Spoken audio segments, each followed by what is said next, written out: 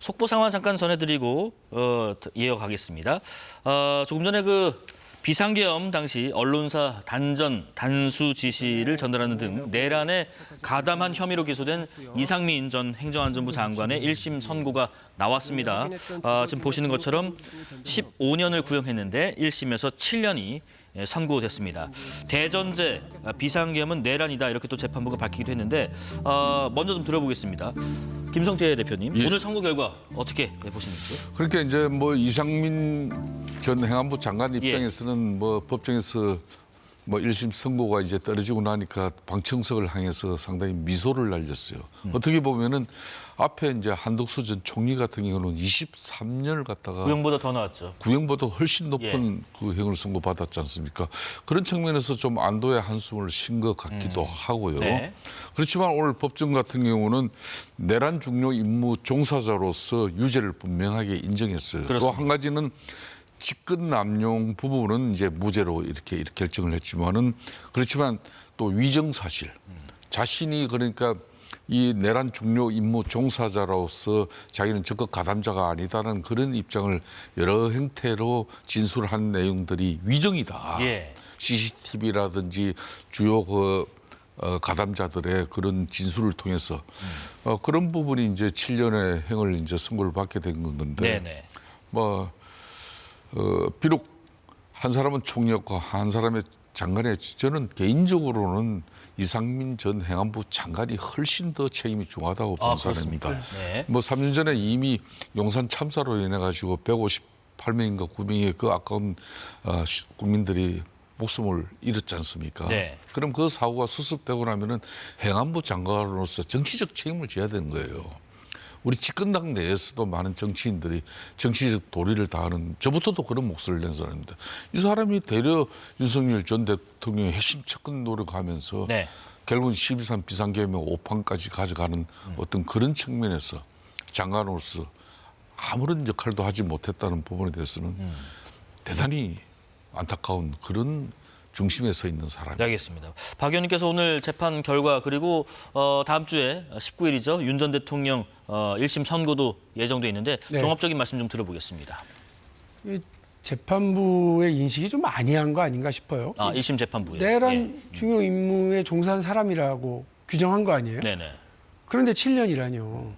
구형량의 반도 안 되는 형량을 이제 규정한 건데 네. 처벌로 내린 건데 그거 참 이해가 안 되죠. 만일에요. 재판부가 내란이라고 인정한 이 일이 성공했다고 생각해 보십시오. 얼마나 끔찍한 일들이 벌어졌겠어요. 그런데 그 일에 대한 책임을 제대로 묻지를 않고 겨우 이제 7년이라고 얘기를 하면 글쎄요. 저기 그냥 이 중범죄라고 규정해 놓고는 솜방망이 처벌을 하는 이 아니한 인식 지적하지 않을 수 없고요. 예. 이게 이제 그 국민들의 불안한 거죠. 국민들 생각하실 때는 내란이라고 하는 거, 다시 말해서 친위 쿠데타라고 하는 게 헌정 체제를 뒤흔드는 거고 국민의 삶과 국민의 안위를 얼마나 흔들 수 있는지, 그리고 이게 성공했으면 정말 많은 사람들이 목숨도 잃었겠구나라고 하는 걸 예상하는 게 어렵지 않은데 이 일에 대한 책임을 묻는 일에서 머뭇머뭇해 사법부가. 그리고 그야말로 그냥 사법부가 가지고 있는 그 인식의 한계가 고스란히 이게 드러나는 방식으로 나오게 된다 그러면 저는 분명히 말씀드립니다. 윤석열 전 대통령의 윤석열 피고인에 대한 구형과 마찬가지로 저는 사형이 언도돼야 된다고 생각합니다. 네. 그게 대한민국 헌법의 무게라고 저는 생각하거든요. 근데 또 한 사람 혹은 세 사람의 그 재판부가 안이하게 생각해서 그렇지 않은 형량이 나와, 그렇지 않은 판결이 나와. 그러면 국민들이 볼 때는 이 국민들이 생각하는 이 죄의 무게, 내란이라고 하는 죄의 무게와 전혀 상이한 방식으로 나오게 될까 봐 그걸 제일 걱정하시는 거거든요. 예. 이러니까 우리가 오늘 또 이야기할지도 모르게 되는 그 사법부에 대한 개혁의 목소리가 더 높아지는 거예요. 네네. 그래서 저는 오늘 이 사법부의 재판 결과, 판결 결과에 대해서는 대단히 유감스럽게 생각합니다. 자, 그러면 말씀하신 것처럼 청와대 또 여야 대표 오찬 불발의 직접 원인이 된 법안들, 말씀하신 그 사법개혁안 법안 관련해서 사법부에서도 지금 반발의 목소리가 나오고 있는데 조희대 대법원장 발언 잠깐 들어보겠습니다. 재판소원과 대법관 증언 법안이 통과됐는데 관련해서 입장 한 말씀만 부탁드리겠습니다. 여러 차례 말씀드린 것처럼 이 문제는 헌법과 우리 국가 질서에 큰 축을 이루는 그런 문제이기 때문에 공론화를 통해서 충분한 수기 끝에 이루어져야 한다고 누누이 이야기하고 있습니다.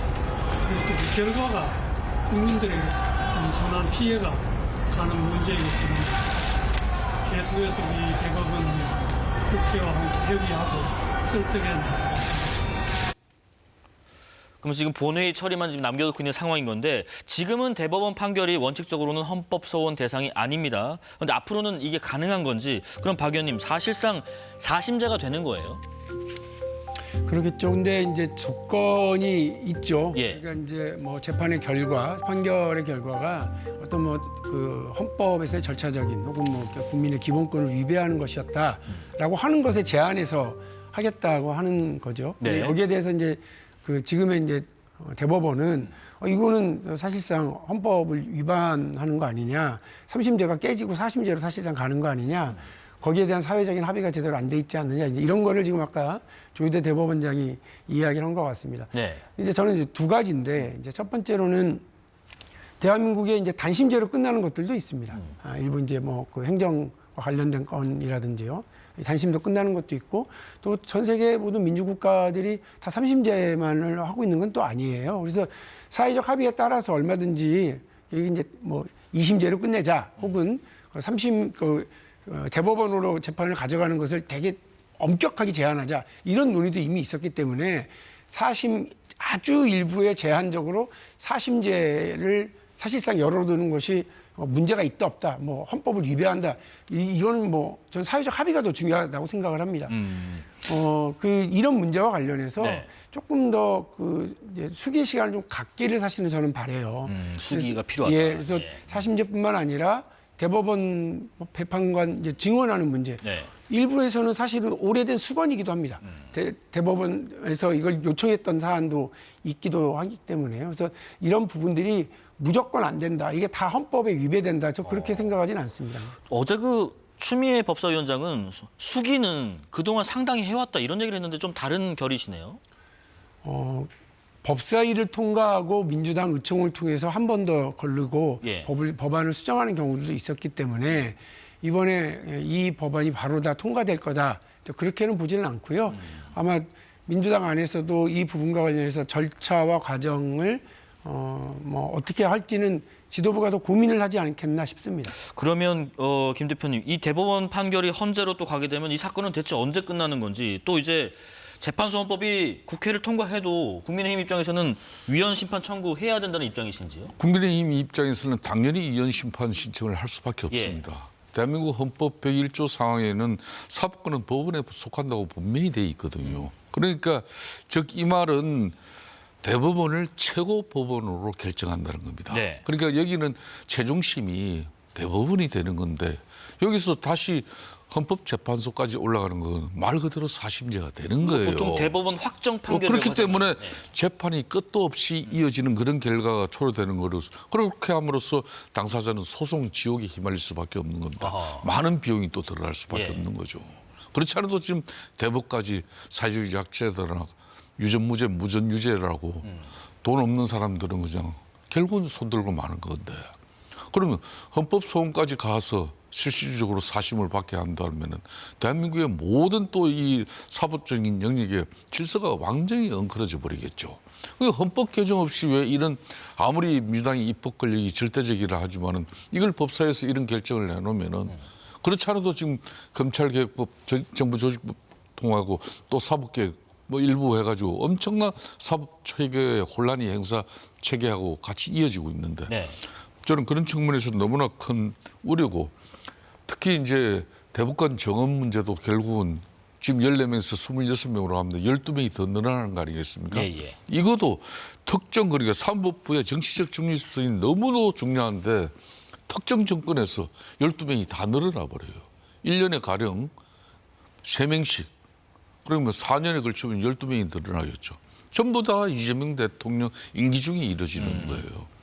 이런 상황을 가지고 사법부의 정치적 그런 완전한 중립성이 이루어졌다고 어느 국민이 인정하겠습니까? 예. 이 부분에 대해서 아무런 고민 없이 저도 개인적으로는 대북한 일본은 정언해야 된다고 보는 사람인데 이런 식으로 정언을 해서는 안 된다는 얘기죠. 알겠습니다. 그럼에도 불구하고 사법 기득권 구조 개혁은 필요하다. 박 의원님은 그런 게 동의하시는지요? 그렇습니다. 네네. 예, 그렇습니다.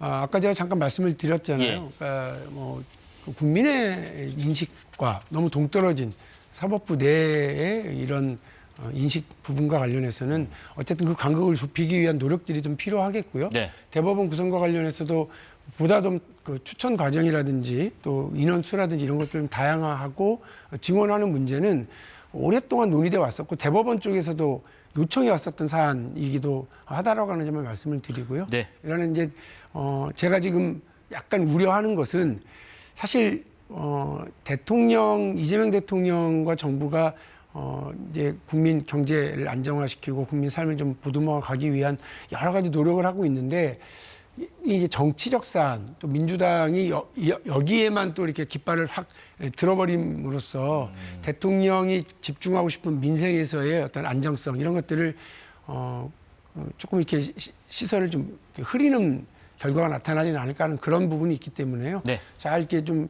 조율을 좀 해나갔으면 좋겠다는 말씀입니다. 자, 마지막으로 선거를 앞두고 현장을 누비는 여야 대표들 요즘 많이 곤혹스럽다고 하는데 그 모습 잠깐 보고 두 분 의견 들어보겠습니다.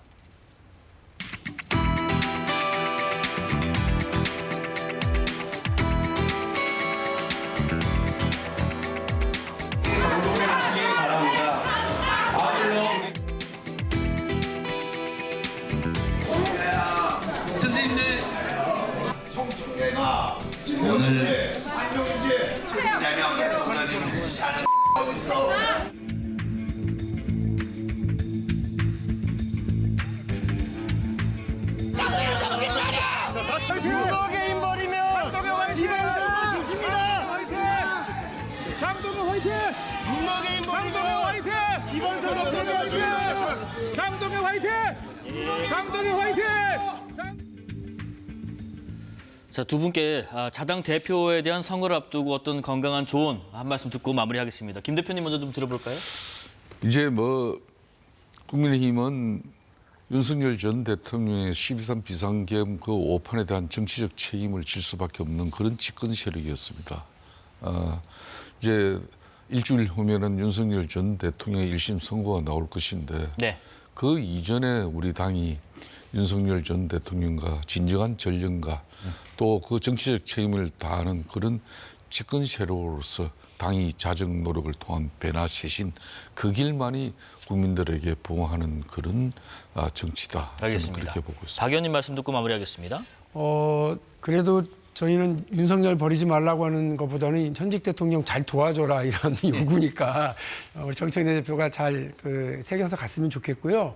저는 민주당에서 대통령을 가장 돕는 역할을 했던 게 이른바 코스피 5천 특위라고 저는 생각합니다.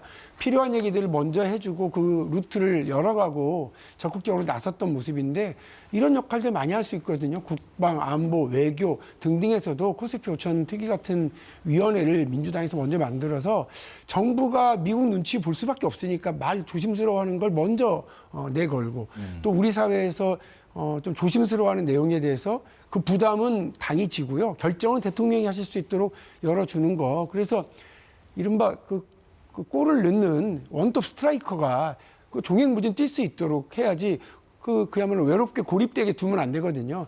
전략을 잘 짜서 킬패스 잘 넣어주는 그런 더불어민주당이 됐으면 좋겠고요. 그걸 이끌어 나가는 정책내 대표가 되기를 부탁드립니다. 예. 민생을 잘 챙기는 정치를 하는 것이 이재명 정부의 성공을 돕는 일이라고 봅니다. 알겠습니다. 바라는 게 많으시네.